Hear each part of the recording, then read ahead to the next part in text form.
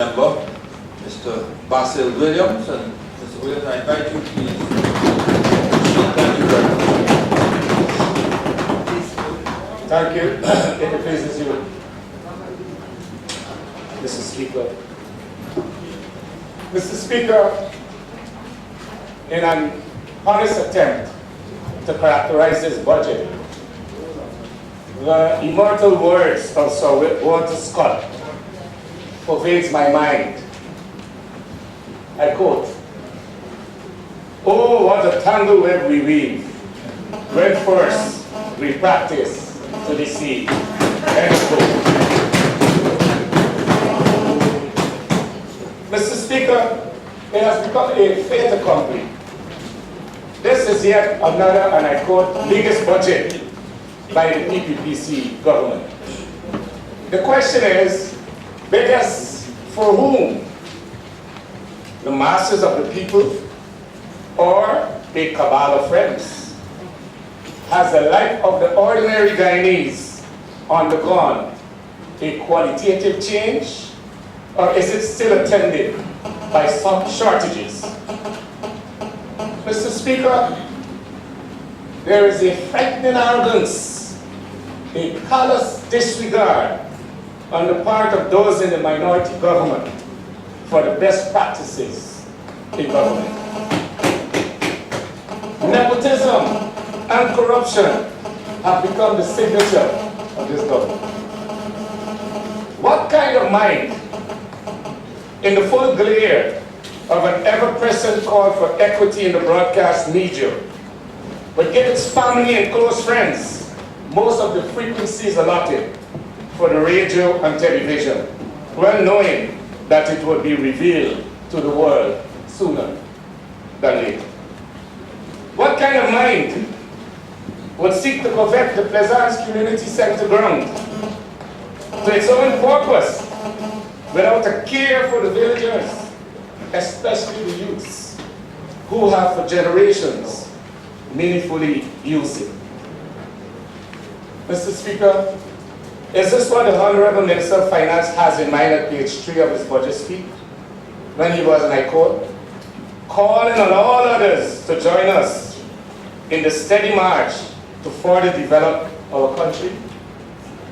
Mr. Speaker, the truth is, life is a continuous struggle for a large segment of this population who has been marginalized and discriminated against since 1992. The Honorable Member of Finale regaled us about a dreamy Guyana, that our per capita income was in 2012 over US $3,000. That is, income for each Guyanese. This is yet another deception.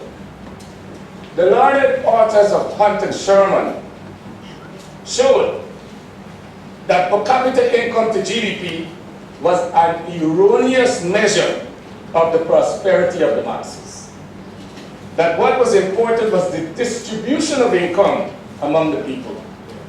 Mr. Speaker, it is an incontrovertible fact that most of the wealth of Guyana is distributed amongst a small 20% cabal, while the other 80% of our people have to scramble for the crumbs. Thus the well-worn aphorism, I quote, prosperity for whom? Mr. Speaker, the Honorable Member Dr. Vijay Prasad appeared very agonized over the power of one seat. As to suggest, but for the PPPC would have been trampling on us as in the last 20 years. But factor in this, a simple constitutional change before the last elections would have crystallized the PPPC's position. Had our constitution a provision for post-elections coalitions to yield up a president and thus form the government, that one seat would have given the APNU AFC the president and the government, and the PPPC the opposition. That is the power of one seat, Mr. Speaker. And I dare say that we will have to look at amending our constitution to ensure that we could have coalitions after the results of the elections are declared. Mr. Speaker, the Honorable Minister of Finance presents his budget under the theme, Overcoming Challenges Together. Overcoming Challenges Together. Accelerating Gains for Guyana. End of quote. Is the Honorable Member... Is there an electronic device near to your microphone? Oh, he's always in that. I don't know if I debugged. I have to check. The one that assumes that anything is possible. You seem to attract it. Yes, please, sir. But if there's any electronic device nearby, Yes, any other member, please, because it's affecting Mr. Williams' delivery. Yes, Winston, turn on the electronic device. The radio. Mr. Speaker, Winston. as I said earlier, the budget is under the theme, Overcoming Challenges Together, Accelerating Gains for Guyana. Is the Honorable Member serious, Mr. Speaker? For consecutive years, the Honorable Leader of the Opposition, David Granger, wrote the President requesting a tripartite approach to developing a budget in which all Guyanese would benefit. Having rejected this sensible proposition, could one not argue that this, and I quote, togetherness call is yet another deception? The fact of the matter is, Mr. Speaker, this budget reiterates the government's preference for brick and mortar over flesh and blood. Enough. It is time for me to look to my laurels. I begin. Legal. Mr. Speaker, it is apparent that the government believes that the delivery of justice lies in more infrastructure. Billions have been spent on constructing new courts and refurbishing existing ones. Another $2 billion is allocated this year to continue the splurge. Never mind that the Leonora Magistrates Court, for years now, and the Georgetown Magistrates Courts are not yet operable. But what of the quality of delivery? Why can't we be impacted on a mere visual apprehension after the spending of all that money? Why not modernize courtrooms, fully air-conditioned, microphones, and a digital recording system? Surely, this would speed up trials. The deeds registry is still afflicted by lost transports, and surely the developing of standard forms would speed up transactions therein. The Judicial Service Commission, we again reiterate, must be fully constituted. There must be a fast-tracking mechanism to the Caribbean Court of Justice, the CCJ, and the division of the functions and distribution of the responsibilities for the administration of the courts between the Chancellor and the Chief Justice, Mr. Speaker, must be restored. Mr. Speaker, the Criminal Law Procedure Amendment Act 2008, number 17 of 2008, introduced into our jurisprudence paper committers to avoid unreasonable delay in affording a guidance charge with an indictable offense if a trial. The question is it being applied by our magistrates countrywide or only by a few enlightened ones? The Honorable Attorney General, I hope, could answer this question. Mr. Speaker, the jury must remain sacrosanct in our jurisprudence. It is an outrage to empower the DPP to appeal a jury's verdict of acquittal, and this should be repealed. Mr. Speaker, during the last year, our justice system, the court in particular, was confronted with a quartet of cases filed by the Lord Attorney General against the Parliament of Guyana, seeking to overturn decisions taken by the latter in its internal proceedings.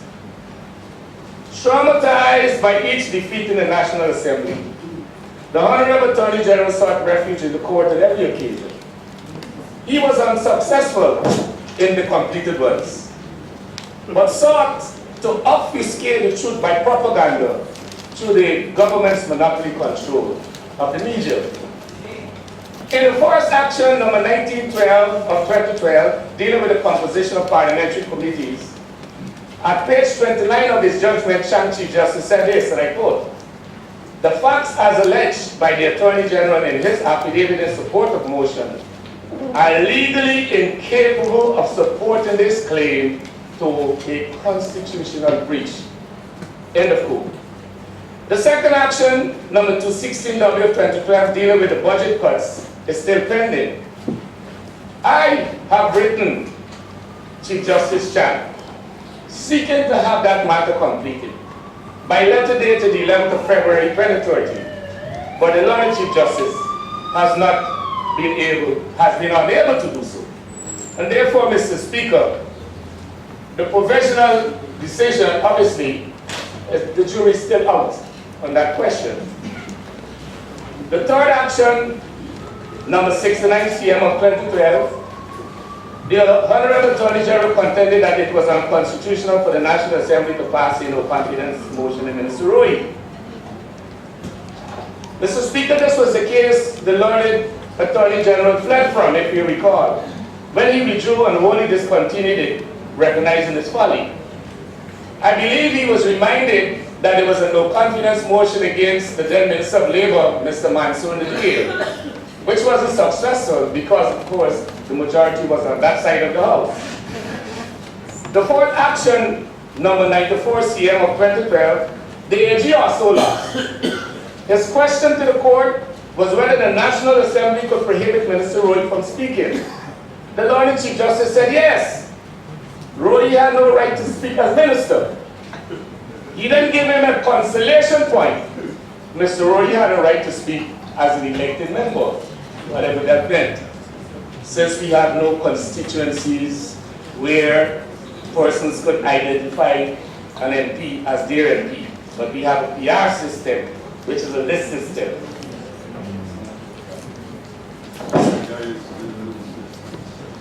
Mr. Speaker, those cases invoke high constitutional questions about the independence of the National Assembly to go about its business, undisturbed and not interfered with. And those matters that are still pending, Mr. Speaker, we trust that at the completion thereof, that the government and the members on the other side of the House would recognize that the National Assembly must proceed with its business without such interference in the future. Labor. Mr. Speaker, the Honorable Minister of Finance omits, as is his wont, any reference to the Ministry of Labor in his budget speech. But do not be misled.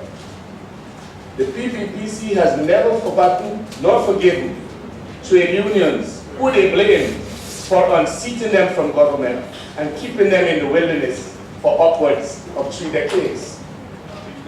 The government had implemented a policy of divide and rule in the trade union movement, and in fact had engineered a split area in using FITA, an umbrella organization for trade unions loyal to the PPPC, against the Ghana Trade Unions Congress, which is perceived to be hostile to it.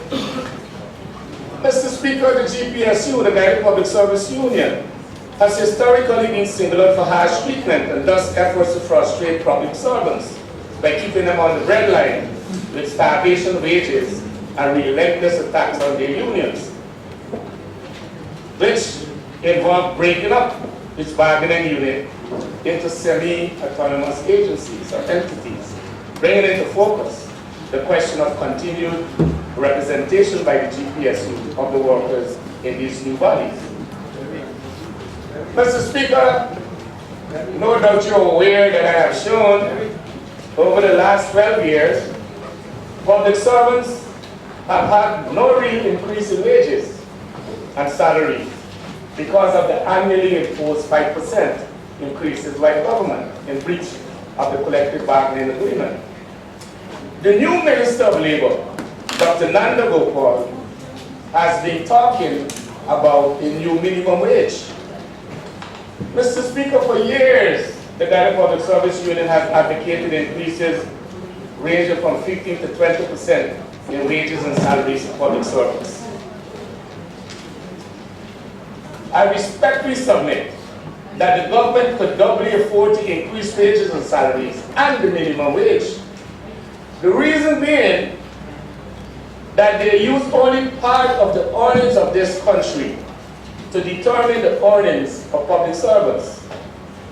What about NISA funds, lotto funds, and the GGMC funds?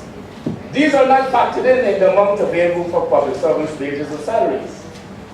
The latter amounts are used to benefit supporters of the government with those capital projects. In this year's budget, the sum of $661,872,000 is budgeted for revision of wages and salaries. Yet, the employment costs are projected to increase by $4.6 billion. Mr. Speaker, the APNU calls on the government to stop fooling around with the lives and well-being of the public servants in Ghana and to pay them a living wage. Job creation. We know, Mr. Speaker, that job creation is a function of investment. Foreign direct investment, I hardly hear anything about that. Local investment and investment by the government. But the marriage issues, you don't know, the marriage issue shows that the question of job creation is not taken seriously by the government. The government, what is happening with this junior? What is wrong with my junior? Mr. Harper. Yes. Mr. Speaker, the marriage issue shows that the question of job creation is not taken seriously by the government. The government never publishes the unemployment rate. Now, what is its employment policy? Nor does it publish any manpower survey, or indeed when it conducts any. It is conventional wisdom that big construction projects are job spinners and ought to employ many Guyanese. Mr. Speaker, unlike the PNC in government, the PPC government does not guarantee employment to Guyanese at big international projects within Guyana. The Chinese workers, for example, were preferred over the Guyanese workers in the Marriott case. The APNU recommends to this government that in all such contracts, they must include what we call in our day a Guyanization clause. That clause not only guarantees work for the Guyanese workers, but ensures that whatever project or entity it is would be taken over gradually over time by Guyanese labor and Guyanese talent and Guyanese skill. Russell. Mr. Speaker, you would recall that in the last presentation last year, I greeted Dr. Gopal, Nanda Gopal well. I greeted him well. I informed him about the intromissions of his predecessor. And I trusted that he would escape the type of treatment that the Honorable Minister of Labor, then Honorable Minister of Labor, had meted out to the Guyanese workers in the bauxite industry. You know, I pointed out to the Honorable Member that we had to seek recourse in a no confidence motion against the Minister to get him to do his work and to do well by the Guyanese workers in that industry. I thought that he had taken my word seriously. It is evident, Mr. Speaker, that he has not. The PPP administration has been deliberately lax in ensuring that the Bauxite Company of Ghana, RUSAL for short, observes and respects the laws of Ghana, particularly in the area of the adherence to the occupational health and safety regulations. This is evident by the following developments. One, RUSAL workers at Araimo work site were recently injured as a consequence of gross violations of the regulations and procedures for the disposal of explosives. As a result, many were injured. Many were injured and some severely. Two, RUSAL suspended 67 workers who protested unsafe working conditions at its operations during May 2009. Shortly afterwards, RUSAL dismissed 5 workers who were protesting over the unsanitary conditions for the storage of food materials in areas infested by rodents and roaches in the kitchen where meals were usually prepared for the staff at Araimo location. Mr. Speaker, as a consequence of those above stated developments, these same matters were listed as differences for resolution by way of arbitration to be conducted by the Ministry of Labor. However, having inherited the problem, Dr. Nanda Gopal false started a purported invocation of compulsory arbitration by his failure to sign the notice himself, as was required, instead of the chief labor officer. And the result was, RUSAL took advantage of this and took the minister to court. Now, Mr. Speaker, you know years ago, we had requested that we introduce an industrial court in Ghana so that matters of labor would not be bogged down in the general malaise in the wider justice system. The president, who was in fact seated over there at that time, was very favorable to the idea, but thought that we would look at it down the line. That was maybe 5 years ago. And I trust that we will look at it now again, now that the honorable member is president of Ghana. The point, in fact, is that the Ghana Bauxite Union obviously would have been shut out from this arrangement where they went to court. And so they had to intervene in that matter, and they got leave from the Chief Justice to do so. And recognizing, my junior, that if the matter was left like that, it would be for another 20 years.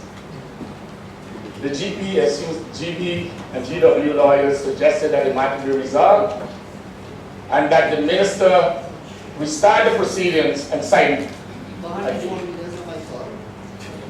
The minister agreed to that, and so the matter was withdrawn. Mr. Speaker, that was over a year ago. That was over a year ago. And the Honorable Minister of Labor has not seen it fit to restart in the correct way the compulsory arbitration for the workers of the bauxite industry and the RUSAL company. They can't do that. But a month ago, GPL had a strike. And GPL in that bargaining unit had to deal with NASI. Now, many of you might not know that, but the Honorable Minister Nanda Gopal was the Secretary General of NASI for years. Very experienced, very experienced. That's why one has to wonder, how come he didn't sign the invocation documents himself instead of giving it to the public servant to sign? But you know, but Mr. Speaker, what we noticed was that after about a week, the minister himself intervened in that strike. Intervened in that strike. And on this occasion, signed the relevant documents for the arbitration proceedings. signed it. What is wrong with that? You came late because you would have learned about nepotism and corruption. No, I'm not saying you're involved in that. I want you to get me clear.